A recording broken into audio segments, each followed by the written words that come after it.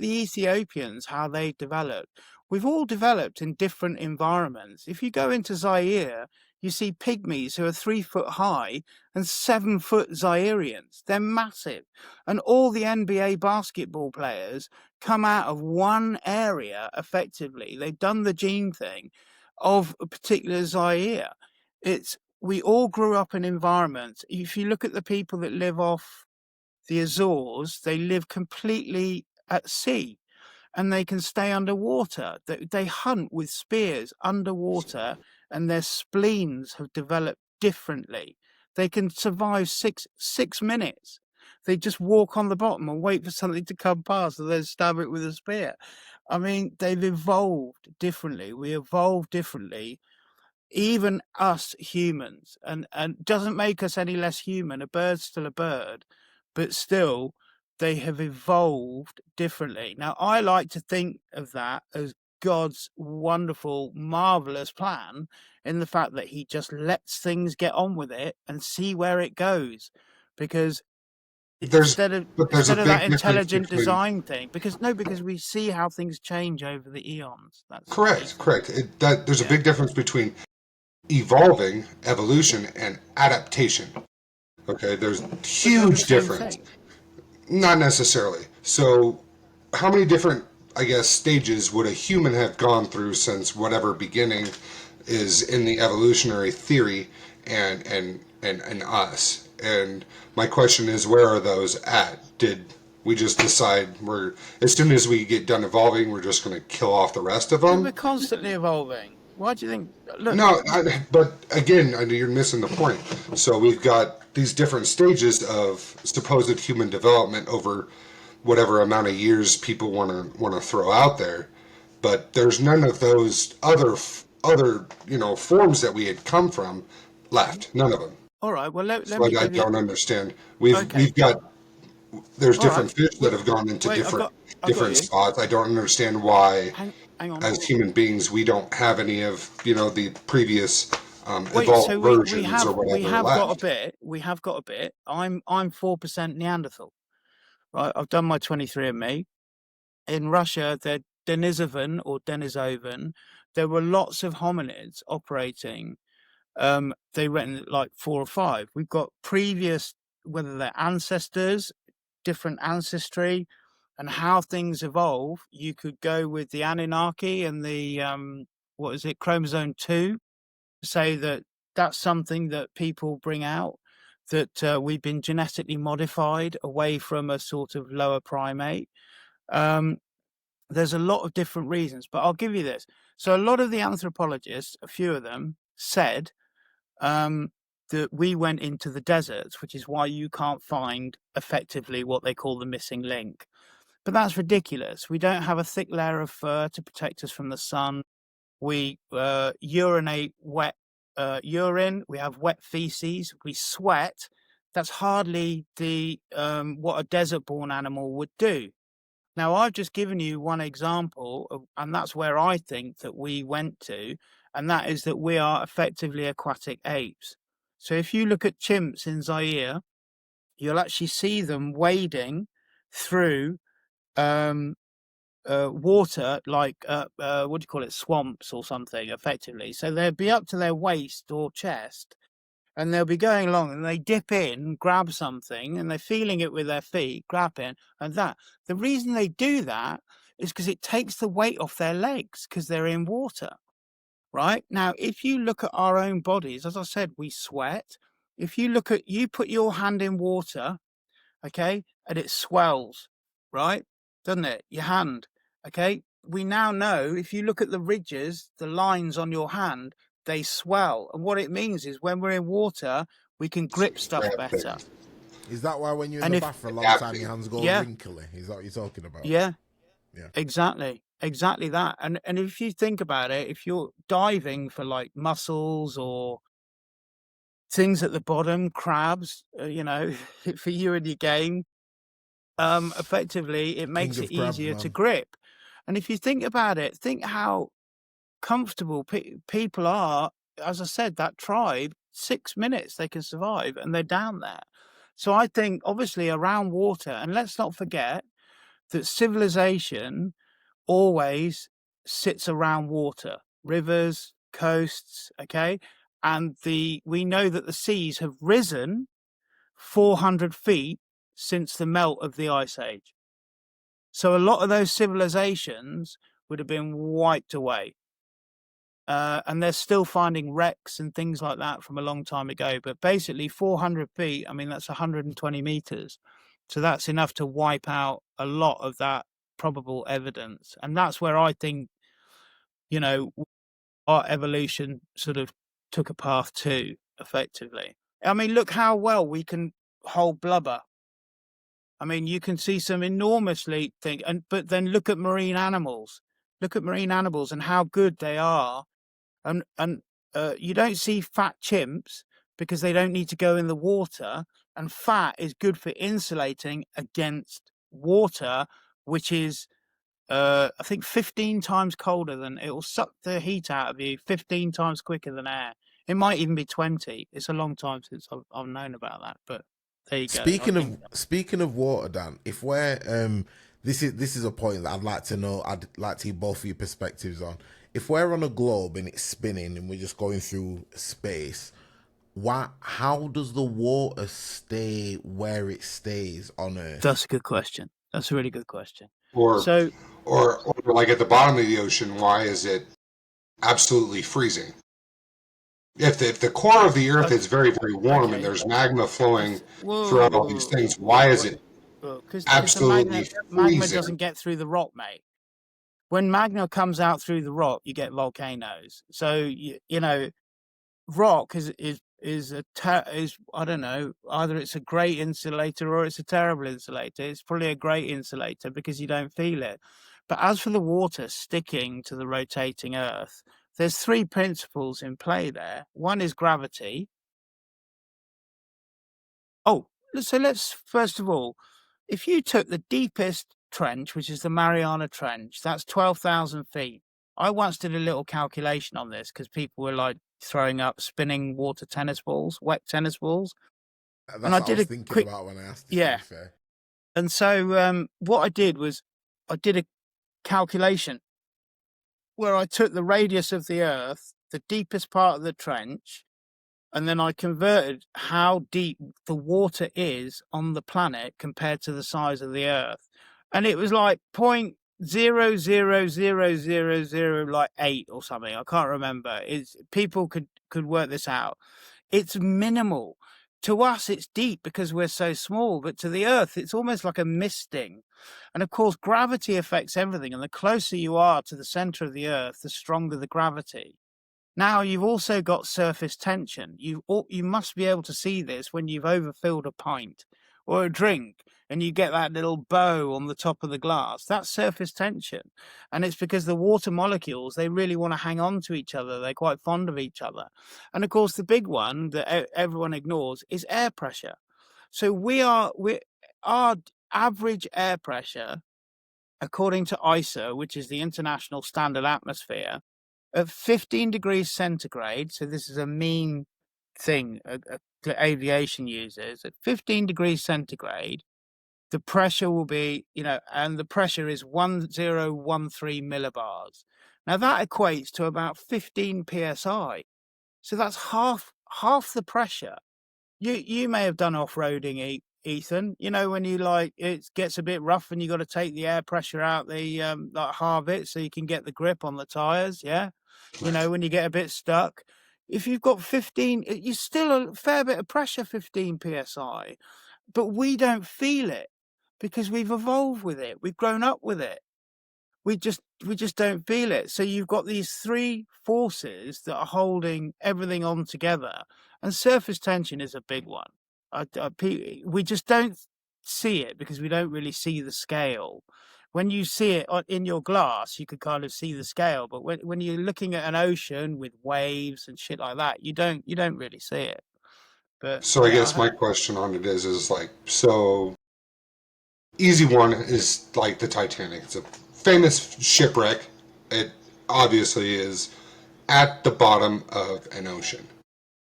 Now, if there is an increased amount of gravity down there, like I understand how water will deteriorate things. Same concept with a lot of different things. Um, I guess if you ask the right questions with a lot of different procedures that are used today, um, water affects everything detrimentally, significantly. So I understand that, metal in water is probably not a good idea. It rusts, it deteriorates. But how is it that a ship it sank over 100 years ago, and we're talking at the bottom of an ocean? Huh? That's a lot of water. That's a lot of pressure. Yeah. That's closer, the gravity would be there. Why is it not absolute dust at this point? Okay, Why, so how and deep even then, if is gravity is how a thing, okay, but it would crush those things. There would be nothing left no, after but a few there's nothing years. to crush because everything's that's been crushed is open, isn't it? So you know that Titan thing that got crushed. Yeah, What was it submarine. called? Yeah, the The little mini submarine, yeah. Oh, submarine. Titan. Yeah, Yeah. it's because you've got unequal pressure. But when Titanic went down, it went down filled with water because it sank. So the pressure is equalized. It's not like a submarine where you've got air and all this pressure.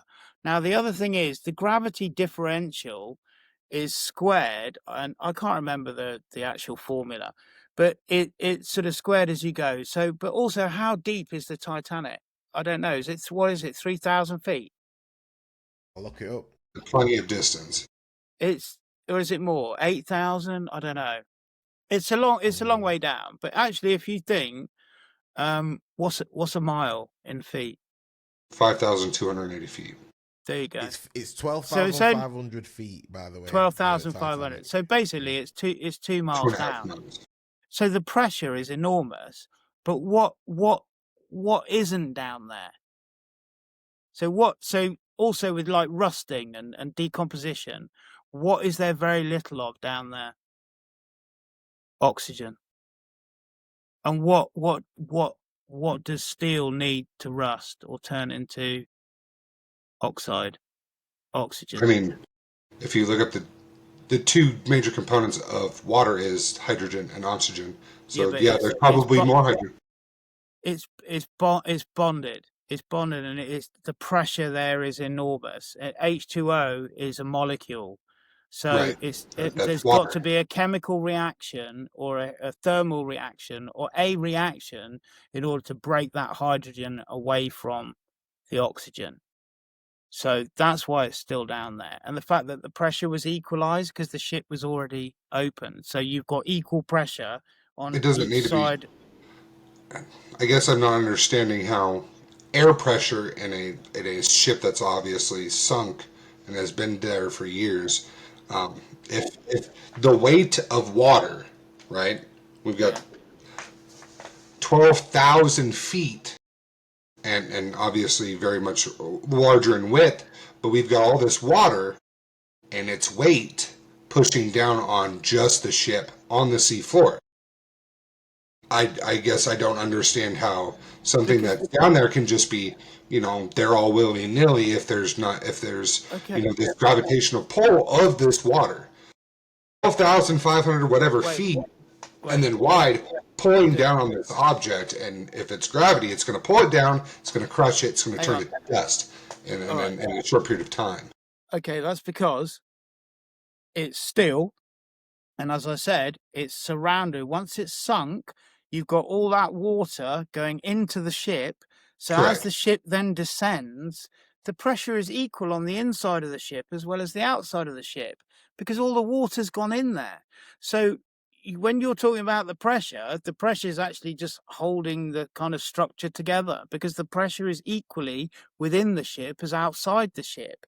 Whereas if the ship you'd sealed it completely and it didn't have any holes and it somehow went down, as it went down, then it would implode. Things like that. What you guys don't seem to get is if you take right the air out of an oil tanker, all right, if you take the air out, the atmospheric pressure will crush it. An oil tanker. is 15 psi. So if you suck all the air out, you create a vacuum within there, the external air pressure will crush that. And that's the thing about pressure. Look, let me ask you this. Okay. That seems to a lot be for me. It seems a lot of difference between density and buoyancy, and has nothing to do with a force pulling down. The Well, gravitational force is going to work on the ship and the water. It doesn't care what it is. It's pulling it towards the center of the Earth. yeah. Forbid, but it's not going to be subjective whether it's an object or if there's air in it or if it whatever. It's going to continue to pull it down, and it's not going to stop. It's not going to hesitate. There's not going to be anything that's going to be able to Okay. actively defy it. Nothing. It's a constant force Drop a beer that can. never ceases to stop. Okay. Drop a beer can on the sea or in a river. I don't, because it's littering. But drop a full beer can in, it'll float. Right. Probably, won't it? There's Or it there's might it won't float very well. Okay, drink it, then drop it in and leave the top up, it'll float. If you fill that full of water and let go, what's it going to do? it's going to be just as dense as the water or more dense, and it's going to sink. It's going to sink, and because you've got water on the inside and water on the outside, it's not going to crush the can. Right. Whereas if you Right. tied That's buoyancy. That has nothing to do with gravity. It's like putting oil on top of water. No, but you know that gravity is Well, a component. is oil heavier than water? You can't have buoyancy without gravity. I'm getting an echo here, Gareth, by the way. I don't know if something's gone wrong. It's not something I've heard before. Nothing's changed on the settings. Okay, all right. I'll just have to put it on. No worries. Look, buoyancy has gravity. Yeah. That's much better. Thanks, Dave. So you can't have buoyancy without gravity, because gravity is the thing that's pulling it down, and buoyancy has got the air in it, which is holding it up. And if you're going to talk density and you're going to talk pressure, and what people say is that it's not gravity, it's density, tell me why things don't fall up. Because pressure reduces at 1 millibar every 27 feet. And it also reduces 1.98 degrees centigrade per 1,000 feet. Okay, so that's your atmospheric pressure. But pressure dissipates. Oh, rocket, piss off. Sorry, mate. Got a cat. But again, we're in a big up rocket in the cup, man. Yeah. He's like, you're not paying me attention. You've only fed me 5 times today. Sense. Little shit. So look, because there's less air pressure above you, right? If you dropped something and it was purely based on density and there was no gravity, it'd fall up. I know it sounds bonkers, but it's because gravity is a real thing. And it's something that we have to think about in aviation. So you have, thrust, drag, lift, and weight. And weight is obviously a component of, is gravitational. So I don't know if that will help at all.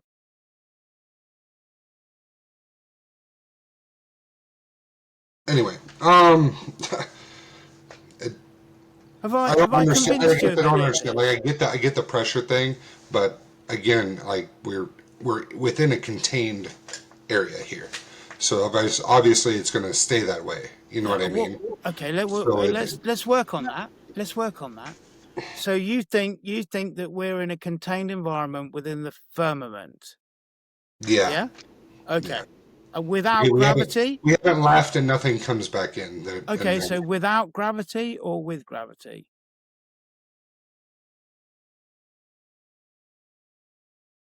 I don't think that gravity is a thing, if that makes sense. Okay, so if doesn't matter if it's a globe or not. If you can actively defy something that is, set in stone, then I don't think that's how that works. You know what I mean? Do you know what Brownian motion is? It works all the time, except for when we do this, that, or the other.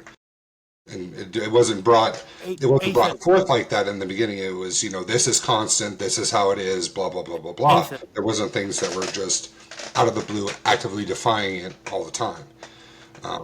Ethan, mate. It doesn't make sense. What's Brownian motion? But sorry, Brownian motion. Do you remember that from school? no. So when you fart in a room and your mate's sitting 12 feet away, why does he fucking smell it? Brownian motion. There you go. That's the easiest way to remember it. Okay, it's the fact that air molecules will they move, don't they, within an enclosed system. Yes. Okay, and what you will then get if you're talking about an enclosed system within a firmament, all right, with no gravity, then that air will equalize. The air pressure will equalize. Okay, can you see that? If you have a tin, just take a tin of air, fill it up, close the lid. All that's going to be equalized, isn't it? So just expand that When you into say equalize, then what does that mean? there'll be no variation between air pressure. So is that is I'm just trying to So follow it. So okay, are so you saying that- gravity yeah. gravity causes what we call a pressure gradient, which is why I said that pressure reduces at 1 millibar per 27 feet. So pilots will test their altimeters when they're on the ramp. They know what the altitude or elevation of the airport is. Okay. And what we do is we see and we test whether our altimeters are working because it's our primary means of flying around at the correct altitude. Okay. So that pressure that pressure reduction keeps going up. And that's how pilots, and there's QNH, which is mean sea level pressure. There's flight levels, which are based on 1013. You get QFF, which is a search and rescue thing, where you match your radio altimeter to your barometric altimeter, and that gives you a correct reading over the sea when you're very close to the sea, because you don't want discrepancies. So there's a lots of different things. But within an enclosed environment, you're not going to get that, especially with no gravity. Now, if you had gravity within an enclosed environment, you'd still get the pressure gradient, right? Now, what I'm going to tell you now is very significant. Can you tell me what isobars are, Ethan? A No, what? an isobar. No, It's a no line idea. of equal pressure, okay? And it's what they use on meteorological charts to determine, and what that is low pressure, high pressure, and you get all these kind of mixings. So effectively, wind is basically air going from higher to lower pressure, and because of Coriolis, it circulates and creates a low pressure system. All right? Right? So if you were in an enclosed environment within the firmament, you would have no gravity, you would have no pressure differential, and therefore you would have no wind. You'd have no clouds, you'd have no weather. The whole system would be equalized within this, what do you So call it it, has to snow be globe. it has to be enclosed. I mean, either way, we're enclosed. We've got either the ozone layer, our protective barrier that That's not covers the all of the globe, actual layer, or though. we have the firmament. It's No, similarly related to the two, it's in my it's opinion. it's But not. either It's way, not. we're enclosed. Okay, Where when they we call it an haven't left, ozone, there's no outer space travel. There's none of that. Depict that from the things that were used at the time to supposedly leave, and the fact that nobody's gone back since is mind-boggling. We okay, have so much technological wait, advancement. let's hold it there. We Let's haven't hold gotten. it there. Let's hold it there. So I Um, don't think anything when it comes to aerospace or anything broader than what we have here is just, at first it was, kind of a lie, a little white lie, a little joke here and there, and then it became popular, and then they had to keep building on the lie, and I've got a they lied some question. more and lied some more, and Sorry, that's how Ethan. those things work. go on, I Garen. want to just piggyback on And now, this conversation that's happening. One thing I was going to propose and put out there is the photos from NASA. Why do they? it seems like NASA won't just show us the Earth, and I find that strange. I don't understand why everything's a bit digital and everything's a bit strange and stuff. So, because Dan, could you explain why you think NASA are so weird when it comes to just, hey, I've just done this recording and we're just going to show you? We never seem to get that from them. What do you think that's about? But or they're anything not. live. They're not though. That's just. I'll go. Send me. Put a GoPro and a huge big battery pack to keep that thing going. Send me up and send me back. I'll do it for free. If I die, oh well, I'll sign a waiver. I'd gladly do it. Why would Consistent anyone? Why video would feed from anyone? the Why would point that you anyone leave your spend? feet from the earth up and back. One Why would? time, and it would silence everything we just talked about. This whole Why would? debate would be over. Look, There would be okay, no so need for it. hang on. But what you're doing there is you're overestimating your own significance. We know it's a globe. Why the hell would anyone spend money on sending you up there just to prove it to you? I mean, quite Because it would prove frankly, it to the world. There's a lot of we people. know. No, look, we know. It's only you guys that don't know. We know. This is stuff that I dealt with every single day.